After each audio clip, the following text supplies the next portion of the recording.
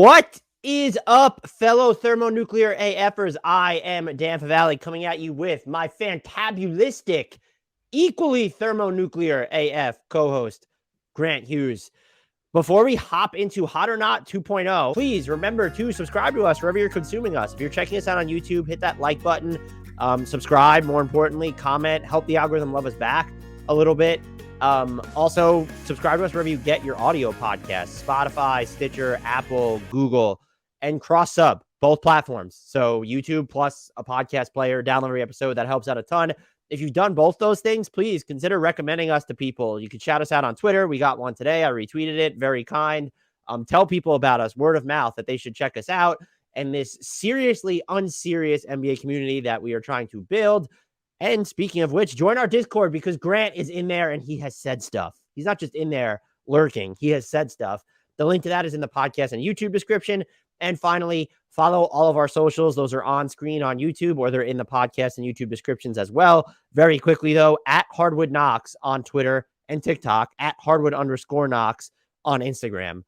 I'm glad I get to ask you this one. This is from Rome 8180, who also gave us the Hornets depressing franchise question. Tim Connelly is a bad GM. He made the terrible Gobert trade right when he got to the Wolves, made a mess of the Nuggets payroll before he left there. I'd say all three of Murray, Gordon, and Porter's contracts are really bad. So is hot or not, Tim Connelly's a bad general manager / executive or whatever his actual title is now. There's a discussion to be had about this. I want to make that clear. The way that the Nuggets operated under him, where it was very much take care of their own guys, even when their own guys aren't these megastars like Nikola Jokic. But I think there's value in that, operating in a market like Denver. I also do not view the Jamal Murray contract as a bad one. And you can't predict ACL injuries. Now, if you want to get into the Michael Porter Jr. stuff, I think that had he hit the open market that year, there would have been similar, not the fifth year, of course, but there would have been similar offers available. I don't think the Aaron Gordon contract is bad at all. I'm fine with it. And he's been good for not even good, bordering on great for much of this season. Now, do you fault him for going I don't want to compare him to Neil O'Shea, who seems like a pretty bad human being, but do you fault him for not really ever going the home run route where it's we acquired Aaron Gordon and we took a swing on Michael Porter, but he took swings on Michael Porter Jr. And what star were you going to consolidate into? And Bones Highland, great find. Zeke Naji, that was still a pretty good find overall.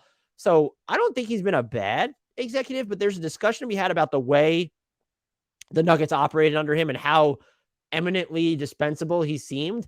But is that ownership? We talked about this. Is that the Kroenke is cheaping out because they don't want to pay execs? We saw it with Masai Ujiri before him. Now, if you want to have a conversation about what he's done in Minnesota, where it's, hey, if you wanted to test out this model, could you have not traded for Miles Turner instead of giving up your entire future for Rudy Gobert? That's a fair discussion. But to say he's bad, I think that's a little too hot for me right now. And I don't know if you saw the Discord conspiracy theory discussion on it. I did see some of that. I'm not sure I could support or endorse or buy into some of that. So we'll leave that. Join our Discord or check out the conspiracy discussion on why Tim Connelly traded for Rudy Gobert. It ranged from, for the cliff notes, of it was just a way to prove that he could get rid of Karl Anthony Towns, which would be that would be wild to me because you extended Karl Anthony Towns. So that would just be a wild way to operate. But that's the teaser. There's another layer to it. So go join our Discord and check it out. It's more of a story is a little too hot for me. And it might be a lot too hot for me. Yeah. So I defended, or at least was neutral to, this is not the worst idea I've ever seen on the Gobert trade. I'm probably going to need to walk that back, although it is still early. This could work out. It seems less likely than it used to. I wonder too, if that was a deal that, the Wolves are going to be under new, A-Rod and whoever else are the new owners of that team. And you could imagine some push from new owners to be let's cannonball into the pool real quick and see, and let's really do something. I don't know that that's the case. That's kind of making an excuse, but how do you judge the quality of an executive? We don't when we judge coaches, we always concede, we don't know 90% of what they do. Executives might be even harder to judge. So it's did the team win a lot?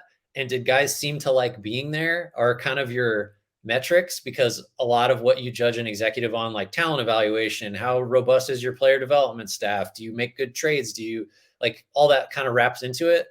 And the Nuggets, so Conley was there for 9 years. They made the playoffs in the last 5. They made a conference finals. They won a playoff series each of those last 5 years, except last year when everybody was hurt and they ran into the Warriors in the first round, who won the title.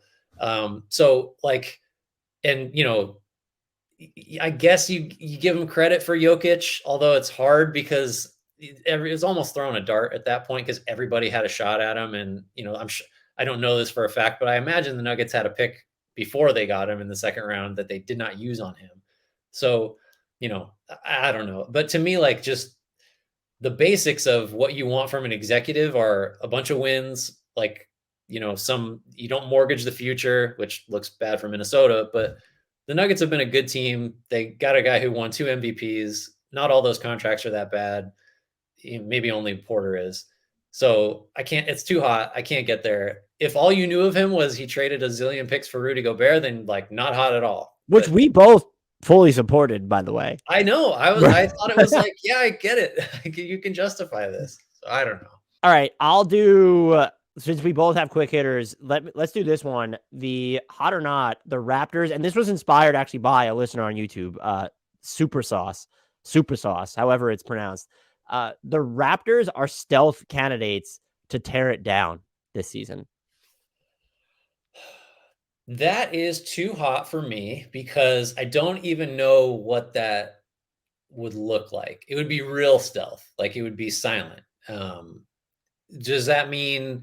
So that means tearing it down means Siakam, Anunoby, basically everybody but Barnes. I would think everyone but Barnes and Anunoby at this point. I would probably throw Anunoby into the not going anywhere. But I will say, too hot for me because I still believe in the Raptors. Yeah. That being said, with Gary Trent Jr. going to free agency, Fred VanVleet going to free agency, Pascal Siakam, next contract coming up, OG Anunoby going to be extension eligible this summer as well. You're getting to the point where you really have to double down on this roster. Would it be completely shocking to see Masai Ujiri pivot the other way? Because do you want to lock yourself into this expensive core that maybe isn't good enough to reach the next level of title contention? And here's the thing that they need. And I know there are some Raptors fans who still deny it. They need another just spacier half-court initiator. And like their offense without Siakam or when Fred VanVleet's in the slump that he is currently in, it is a caps lock slog. And it can be tough to watch. And even if it gets you through the regular season, which at the moment, right now it's not. Like since the middle of November, they've been among the least efficient offensive teams in the league. So, 22nd in points scored per possession over their past 12 games. If you're not going to go out and then so there are two things. It's either you believe Scotty Barnes is going to be that guy. And I thought at the beginning of this year that everything was happening so much faster for him. The perimeter shooting got a little bit better from 3, but like nothing else about him is really improved. But unless you believe Scotty Barnes is going to be that guy, you're not at the point, but then you need to give real consideration. Well, then we need to go out and get that guy because we're going to be too good to draft him at this point. Someone who can really level up our half-court offense, who's going to take, even if Pascal Siakam makes pull-up threes more of his arsenal, like those aren't necessarily shots he's looking to get to. They're not happening at this super high processing speed. And I think that the Raptors, I wouldn't blow it up on the Raptors. I'd go out and try and find that guy who can level up, evolve the half-court offense. But when you start to look at the contract situations and how many of these guys they have to pay over the next 2 years, it's not as hot as I thought it was when I gave it some real thought. Yeah, I guess it's still too hot for me just because I would be fine paying Siakam and Anunoby whatever the market says they're worth and having those two in Barnes. And like, so are you blowing it up if that means Gary Trent Jr. and like you said, who's a free agent, and VanVleet aren't back? That's not quite blowing it up to me. We agree on the Raptors. They just need someone that can, bend the defense by getting into the middle of it. So all these other like guys that are sort of okay at, generating advantages and being shot creators don't have to be like doing it all the time. Barnes shouldn't be saddled with that burden for this franchise. It should be a luxury that he can sort of do that or will be able to sort of do that. I'll give you one of my quick hitter hot or nots. James Harden and Joel Embiid will never make a conference finals together. That's not too hot because you might as well play the field at this point. And I was pretty high on Philly entering the season. I think I might have had them. I'll have to go back and look. I definitely had them in the top 4 of the East, but I might have had them even higher than that. That's not too hot, though. I mean, how do you improve this roster? And it's also, if this James Harden's 1 game back from his injury, so I want to pump the brakes there. But like, if James Harden is materially worse than he was when the Nets first acquired him, let's say, how do you what do you have to do then to improve the roster enough so that you are a title contender?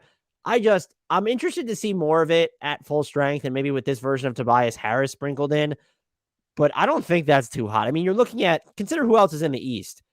The What Cavs if I are up and said coming. will not get out of the first round? Oh, that's what they're saying? They said No, semifinals? what if I said, what if I'm trying to get it to be to the requisite level of hotness. They don't win a second, like they do not appear in the second round together. I think that's too hot, but like it wouldn't shock me if I predicted this and it was off the cuff. It was a last minute question that came in on last week's mailbag, was the third mailbag because we did so many of them. So we had so many questions. Who's the next superstar that's going to demand a trade? And I just said Joel Embiid. So I was trying to think of top 10 players that might, and that would be the pathway to your take not being too hot. If they're together for the next 2 seasons, I'm going to say that's too hot. But like I could see them getting bounced in the first round this year. And if Joel Embiid is just like, I'm done, or just the Sixers decide to blow it up from there. So I'm going to say that's not too hot. I think the first round one skews a little bit towards too hot, but it's got a pleasant heat. It's not overly spicy. You got extra outs. The problem is Daryl Morey is running this team and he just like superstars are all he cares about. So it's going to be hard for him. And they, there's clearly some kind of agreement with him and James Harden that they're just going to go down together. But yeah, I think the Embiid trade request is like, it's a little hot, but we're not that far from it being, he's on the short list of guys that are going to be like, I'm done with this. I can't, I got to do something different. Let me throw you one of my quick hitters. Zion Williamson has entered the MVP discussion. And by that, I'll say, if you did a ladder right now, he would be in your top 10. I know it's only a 5-player ballot, but first of all, this year's MVP race so far, my God, we might be shaping up for, and maybe this is all futile, talking about Devin Booker and Zion Williamson and Kevin Durant and Jokic, and maybe it's just Steph or Luka or Tatum, but is Zion Williamson on that top 10 MVP ladder right now?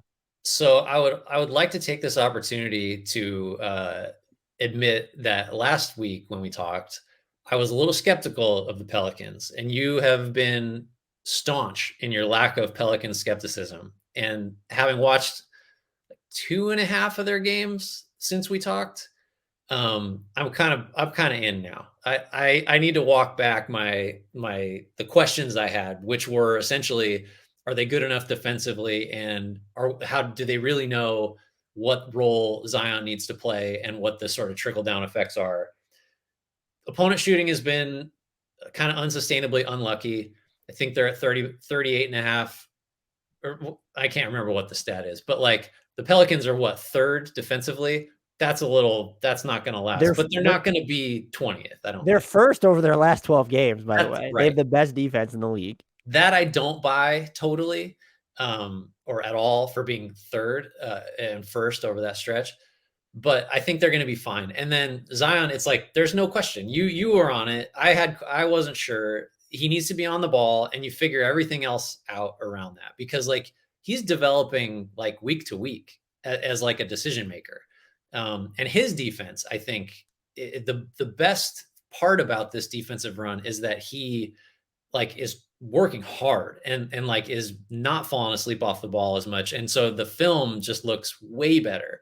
So I'm walking that back. And so that's all to say that, like, yeah, I think at this point, I mean, the Pelicans have the 2nd best net rating in the league right now, according to Cleaning the Glass. They're 15-8, top 6 in, offense and defense, because they're 6th on offense. And like, if anything, when they get Ingram back full time, like that can move up. So if the team is that good, and I think most would agree that Zion is the guy driving at least the offense, like, yeah, that's a top 10 MVP candidate at minimum, right? I mean, that's just where we are now. the names get crowded because there's Luka, That's there's the problem. Tatum, there's Steph, there's Shea, who belongs in this discussion as well.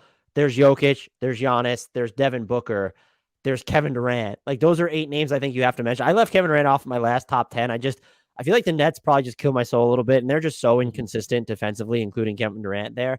But like, so that feels like 8 givens, and I might have even left off an obvious candidate there. But I would say, I would echo what you said, that I think Zion Williamson has entered that top 10 radius. I don't know where he is in like, I'm not putting him ahead of Steph, Luka, or Tatum at this point.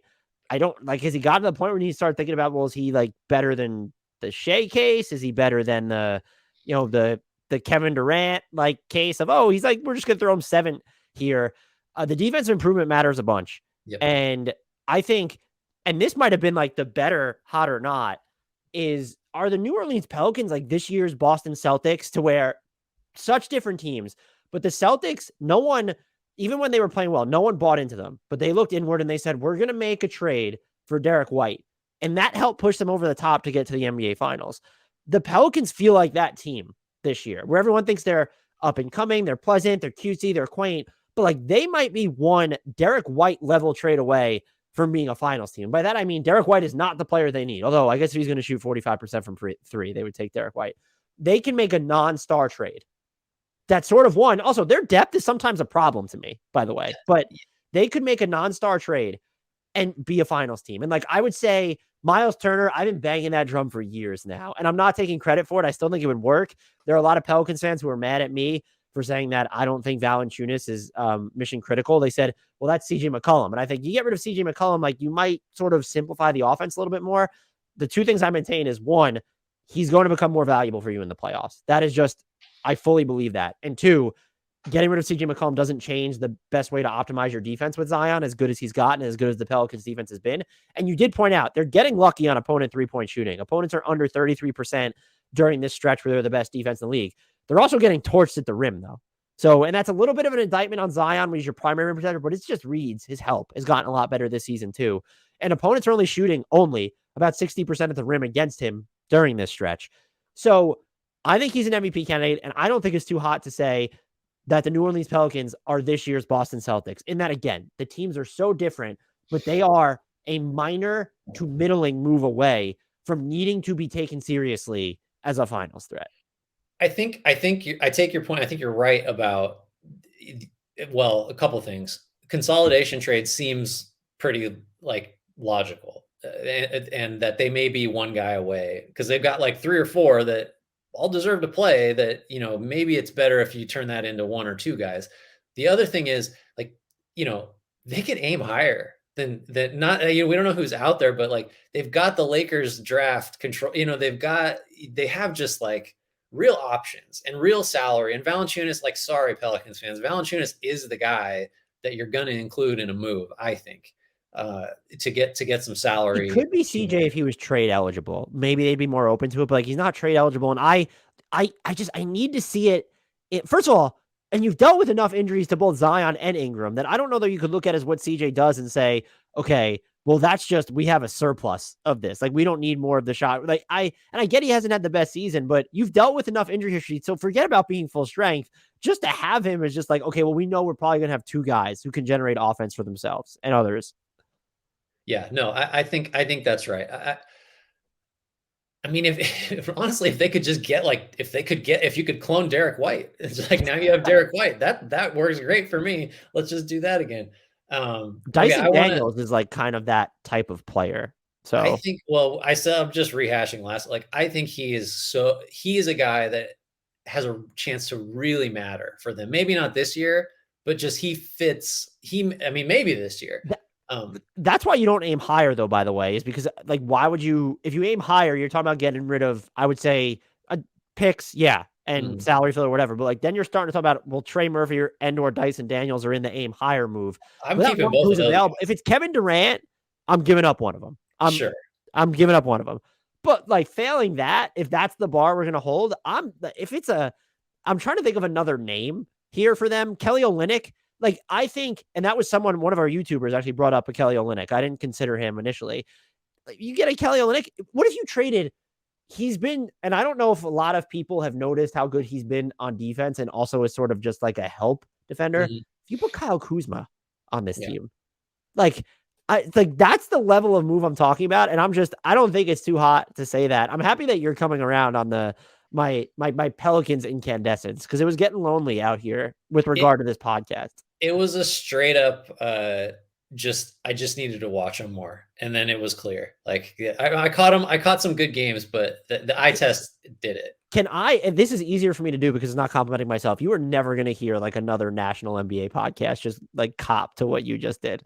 We have this conversation in Discord and I think it's born from insecurity, and I get it too, where you want to know as much as possible and you're supposed to be an expert, but sometimes you don't know shit. And it's just, I thought the Timberwolves were going to be like a dominant regular season team. I don't know what the fuck I'm talking about. Clearly. Well, we're wrong all the time. Like, just change. That's why I'll never do a real victory lap. I will never like I'll make a joke about it. I'm wrong so much that what's the point of a victory lap? I think all of it succeeds to do is point out how rare it is that you're correct. Well, I'm not. If Jonathan Kuminga develops on my certainty that he'd become a more athletic Paul George, I will do the mother of all victory laps. It's going to be a victory marathon. I will never shut up about it. But I'm wrong so far about that. That trajectory feels like it might be a little bit on life support. A little bit. He's been a lot better lately. Yeah, but he's a role player right now, and like Paul George is a little bit better than that, right? A little bit. Well, Paul George is still a role player, Dan. It's just he's a 1B on a title contender theoretically. That's a role. But I'm glad you came around on the Pelicans, so that's not too hot then. No, not too hot. I want to throw this one to you because you gave it to me to throw to you, and we're just going to be fully transparent because I want to know what you're going to say. Hot or not, OKC won the Ousmane Dieng trade. Yeah, they won it. How niche are we getting? They won it. That's it. Because 3 conditional first-round picks, we talked about this in the Discord. It's actually a question for the next mailbag we do. Does OKC have too many picks? The answer is fucking yeah. You couldn't get to a point where you have too many picks. They gave up 3 conditional first-rounders that, hey, the Knicks didn't fucking use when they went to trade for a star. And now Ousmane Dieng, and you can make a case like, well, Zion Williamson was still on the board too. And so the Knicks could have used someone like him. But Ousmane Dieng, and I'm only highlighting him because he was inactive for, I think it was a bunch of games, started playing the last 5 or so.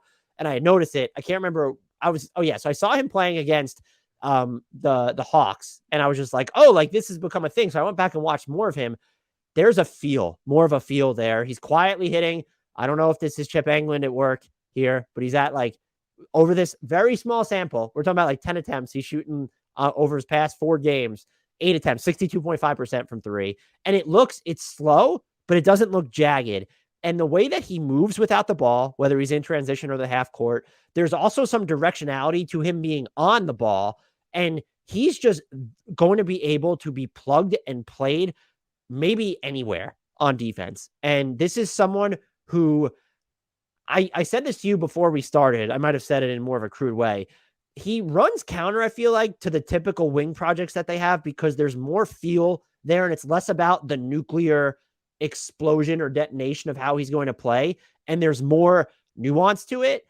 And now I'm looking at this and I'm like, it's so crowded in OKC, but to have that prospect on the Knicks right now would just be fucking cool. And so maybe this is my homerdom coming out. They absolutely won that. They have 3 conditional first-round picks. Look at those teams right now. Do you know how many of those first-round picks are projected to convey this season? 1? 0. Okay. So, I mean, I guess depending on how you feel about Washington, will they be a lotto team? But they probably will be. So they won the Ousmane Dieng trade. There's a real basketball player there. And if he's going to shoot ultra wide open threes, even at a 38% clip with the processing speed he has right now, my God. So this might actually constitute a premature victory lap because Dieng was the player I wanted the Knicks to take. They're never a player. I want to be clear. They never would have taken him. If they kept that pick, Dieng would not have been the pick. That's just not what they do. But they won the Ousmane Dieng trade. I'm calling it now. I think it's fair to say that's too hot, but I'm calling it. They won it. You got it. Are there any that you really want to get to? There's a couple that I want to make sure we hit. Do you want me to pose you the Kings one, or you want to throw the Kings one at me? I want to do a longer one. I'll throw it to you because I want to. Little hint, like I'm throwing it to you just so I can answer after you. But so this is from Rome 8180 again. Why do advanced stats seem to suggest Evan Mobley is bad? I know there's something wonky going on with Cleveland's on-offs, which we alluded to earlier. But some of the advanced metrics like Raptor don't like him either. Also, has he made any substantive improvements since his first season? And the gist of it is like, when confronted with, well, why do you think Evan Mobley is good? Sometimes all you have is well, just watch him, counter, which there are worse counters, like saying, well, his fantasy stats are X, Y, and Z in an argument about who's good or not. But just, saying watch the games is like the shit that we hate to hear sometimes from critics. So make the Evan Mobley case. Has he gotten better? Why do advanced numbers not like him? And like, is he actually as good as advertised? And if so, like, why and how is sort of what I feel like this question boils down to. So if the hot or not framing needs to be in place, it's like, well, basically Evan Mobley is not good because advanced stats say that he's not good. I mean, it's too hot. I don't want to answer because I want you to answer, but I will say, I do think part of it is when you're going to spend so much time playing with another big and then 2 higher usage guards, that might artificially repress a lot of your advanced metrics to where just like, okay, if Evan Mobley, when he's the lone big, like, his defensive rebounding rate, I would think is going to be higher than 21. I think you're going to see someone who is like, and even I was shocked at how high his block rate is, given that he's not spending like a crap ton of time around the basket. He's still a really good rim protector. Opponents are shooting under 52% there. If I could answer the one thing I would say is, how has he gotten better?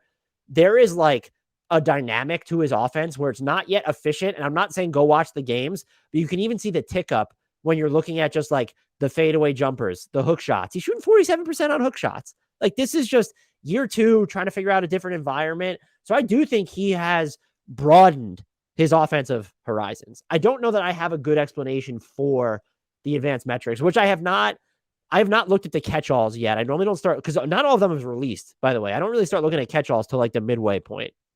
Yeah. I think, first of all, like, I will concede that he very much is an eye test guy. Like, if you watch enough basketball and you see enough guys his size, it just leaps off the screen. Like, there's guys don't move like him. Guys don't process at the same speed. Guys don't, they don't make the split second reactions as quickly as he does. Like, that's for sure. That's all eye test stuff. The advancement, he's in a relatively small role. Like, he's not being asked to do a ton yet. So yeah, that's going to hurt your whatever advanced metric you want to use. Like, they have different inputs all over the place. Some usage has to be part of that too. Just like, it's low. His usage rate is lower than it was last season. Right. That's the thing. Like, now you got a high usage guard that just showed up on your doorstep in Donovan Mitchell. Like, that's going to take some food off of other guys' plates. I think you can get there if you want to. And maybe this is just cherry picking, but find the advanced stat that it's not like they don't exist. Like, when I looked, he leads the league in defensive win shares. Now, win shares are kind of a problematic stat, and there are a lot of things that have overtaken them. But if you lead the league in something over a large sample, and it's like a big one like that, that's not nothing. The other thing that really stood out to me is, like, just don't worry about the counting numbers and the fantasy stats and whatever else. Like, look at the rate stats and look at how much he's playing. So let's thin slice it. There are 3 guys right now that are in rotations, that are playing significant minutes, that have a 59% true shooting percentage, which, like, 60 is, holy shit, you're great. He's over 59, a 15% rebound rate, 11% assist rate, 4% block rate. 2 of those are Joel Embiid and Anthony Davis. The other one is Evan Mobley. So, like, take that to your friend that says Evan Mobley doesn't, like, rate well statistically. That's ridiculous. Now, he's not asked to do as much as those guys. So yeah, if he had to shoot 20 times a game, the true shooting percentage might be lower. Everything else is legit. So I think he's ultimately an eye test guy, but you can find the numbers that if you want to, that will corroborate that he's good. And the true shooting percentage specifically, I think he was at like under 55 last year. And so to jump from there, which is right around league average, up to, when you talk about great high usage scorers, 60 is like the golden cutoff. He's right there.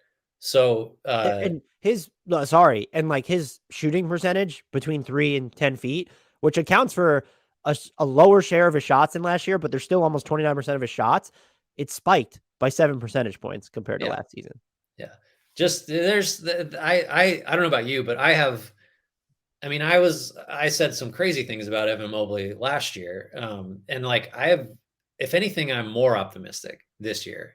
So I don't understand the narrative that he's disappointing or he's like the numbers don't support all the optimism around his I feel like facility. people have like Bam Adebayo PTSD, and Bam Adebayo has been like thermonuclear AF lately. So that's that. But He's been there's good. like not all the metrics love him. I look at Evan Mobley as a different type of player in the sense that one, I trust him as more of a rim protector than maybe I would Bam. And I think there's more of a, I don't know what the word is. Is it directionality again? There's like more of just a, there's more of an unpredictability to Evan Mobley's offense. It feels like he could be more fluid on the ball and might actually be more aggressive in time at points than Bam is going to be the better passer. I think that's going to be, maybe not, but I don't want to put a ceiling on Mobley. But I do think there's a similar case here where they do so many things also defensively and even offensively, by the way, which is moving through tight spaces. And Jared Allen does a good job of this too when you are playing with two bigs. Like being able to operate in a bunch of different ecosystems that maybe aren't conducive to the traditional setup of what your game is, especially when you're not taking threes. But that, and then just the breadth of responsibility he covers on defense, there are just things that are going to be tough to quantify. And so if, let's just say his outcome is a Bam Adebayo type player, there's no way, shape, or form is that disappointing. Yeah, I think just the last thing on him, I think like sometimes, you say a guy's just like, with respect to him offensively in particular, sometimes you say a guy's just, oh, he's just scratching the surface of what he's going to be. And sometimes that's almost like a concession that like, he kind of sucks at this right now. Hopefully he'll get better. But sometimes, and this is the case with Mobley, you say that because, once or twice a game, he'll do something at the elbow with the ball that's like, there's no fucking way a guy that size should be able to like turn, pivot, assess, like make the right drive, pass, shoot decision really quickly in the flow of the offense in ways that the defense is not prepared for. Like it's processing speed, and it's also like the physical ability to do any of those things depending on what the situation calls for. And he will do that. This is, again, sorry, it's eye test, but like he will do that occasionally, and it doesn't feel like, oh, well, that was out of character. It's more like, man, when he does that all the time, like it's over. So that the surface scratching thing for him is still admittedly probably the most tantalizing aspect, but it's not speculative. It's like it's coming. Like that's going to happen all the time, as opposed to, well, if he could only do that more often. It's like, no, he will. That's kind of that's the Evan Mobley take for me in a nutshell. I have one more. You have one more, right? Or did you burn through all yours? I can't even remember. Oh yeah, I got another one. Go ahead. So I'll give you this one really quickly. Hot or not, the Sacramento Kings have an above average defense. Not statistically at the moment, which they technically do, but the Sacramento Kings defense is above average. Like will be above average. Yeah. So that's too hot. Right now they're 18th. I'm looking on Cleaning the Glass. But I want to say, I should have looked this up. I guess I can look this up as I'm vamping a little bit. They have, I mean, they're up there over like recent stretches. They are like fifth. They're sixth, excuse me, in points allowed per possession over their last 12 games. So my hesitation with them is really just like, who's the good defender on this team? Like it's tough. Like who's the guy that's going to fuel? And usually this is a big guy, and Sabonis is not that guy. Like the sample size is real big. The Sabonis is just not, he's a really good offensive player. I think that's also like the sample size is big enough where that should not be remotely controversial, and potentially is even a really good offensive player in a playoff scenario. But just defensively, he's not long enough. He doesn't get off the floor. He doesn't move well enough. Like a switch involving him is like, it's just a big blinking red light that every team is going to attack in games that matter. So that's a problem. I think I've always wished that De'Aaron Fox, could put the tools to use defensively, because he's so fast and he's long and he anticipates well, and he's been better. Yeah, his ball containment has been a lot better this year. What's that? His ball containment has been a lot better this year. I thought potentially like in his first and second year that this was going to be a guy that would just like lead the league in steals, would be all over would be like a DeJounte Murray type defender. Like I thought that was very much in the cards. I don't know if that's going to happen. So here's what I was trying to get to.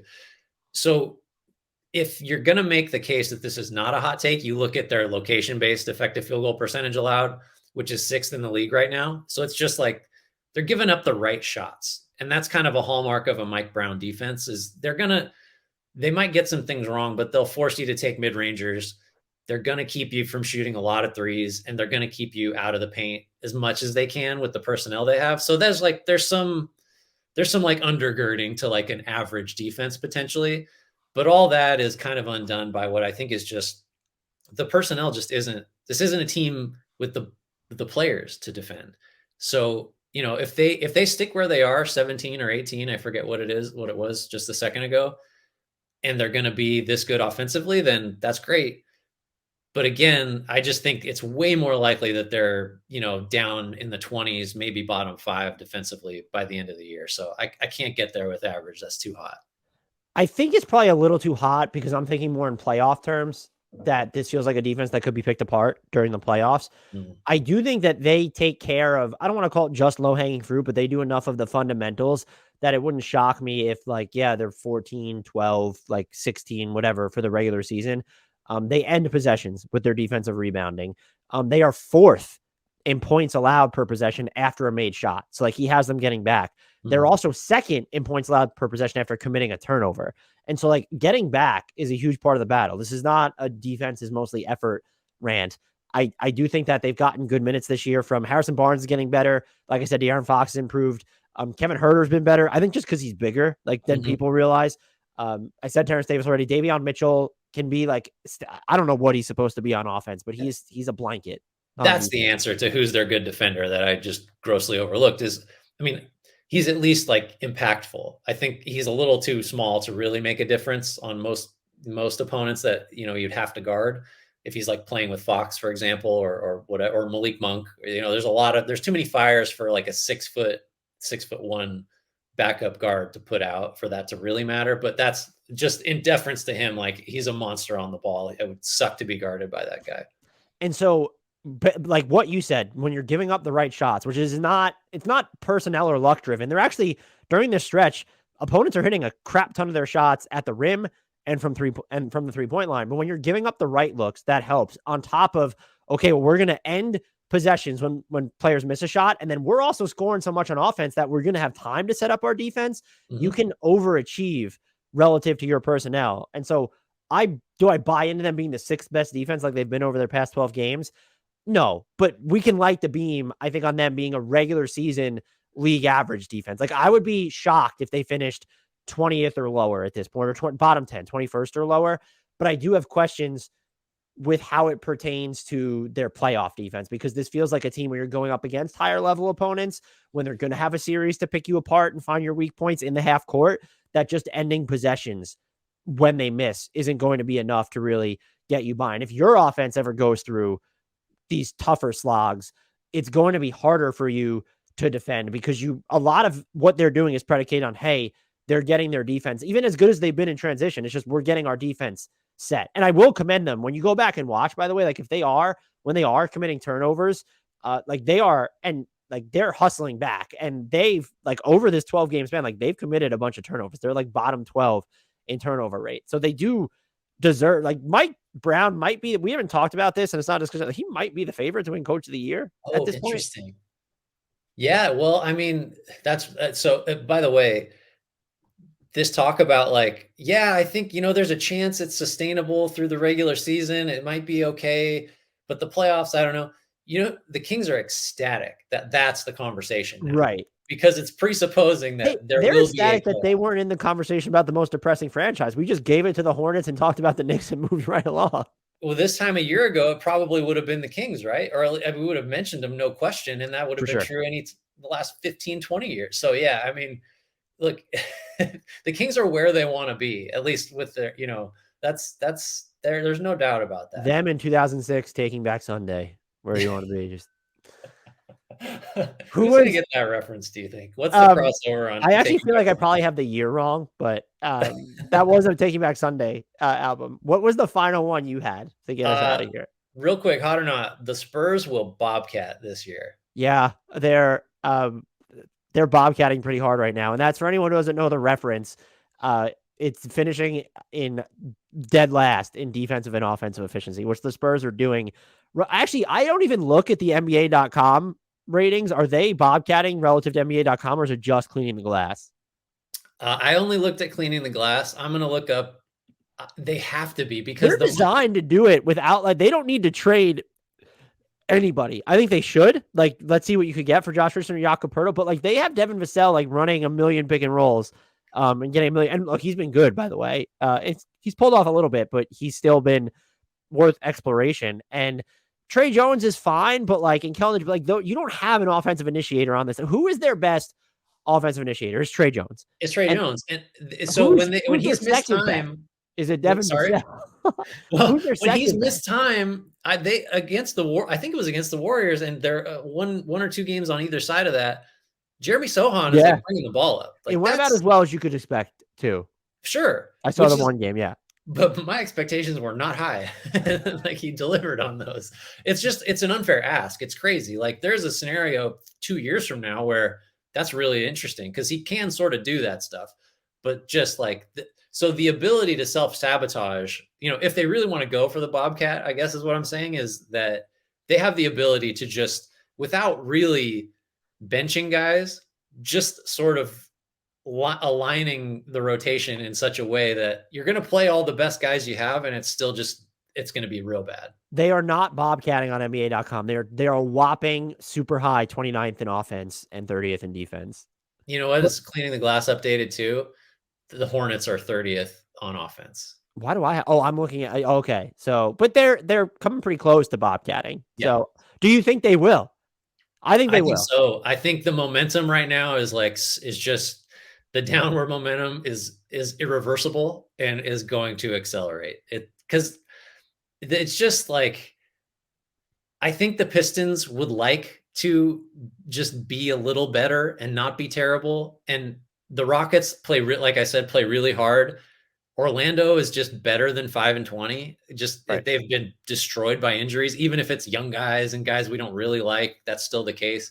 The Spurs it's just the arrow's down and they want it to go that way. And it's real easy for them to keep it headed that direction.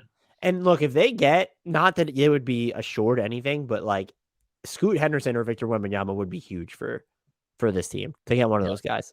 Yeah. Let's see. Are we good, or want me to take us out, or is there any other ones we didn't get to? No, we hit everything. We'll have the well, you did do one of the mailbag questions in the hot or not phrase from Rome, but that's good. But we'll have more. We'll have an actual mailbag again next week. But this was a fun, instructive exercise as always, and I enjoyed some of the ones that you came up with, and I enjoyed you becoming a New Orleans Pelicans convert mid podcast. It's done. I can't go back now. If they go on if they have a bad week, I'm gonna be real upset. Yeah. So everybody, thank you for listening. These are always fun. Thank you so much for these hot or nots. They're, like we said last time we did this, and with the mailbag stuff, this is always awesome because it keeps us on our toes, and we like making content that you guys want to, listen to and have discussed. So everybody wins that way. So keep them coming. We'll do these again. In the meantime, tell all your friends. And if you haven't done it yet, I don't know how you're listening to this, but like, subscribe, comment, do all the things you need to do. Follow us on socials. They're if you're watching this on YouTube, you can see them on the bottom right. And thank you for listening. Listen next time. We'll have some more of this stuff for you guys. And I'll take us out with an apology to Jared Allen. I already apologized to New Orleans Pelicans. And last but absolutely not least, on behalf of Dan, we give a parting shout out to the man, the myth, the legend, Mr. Frank Ntilikina.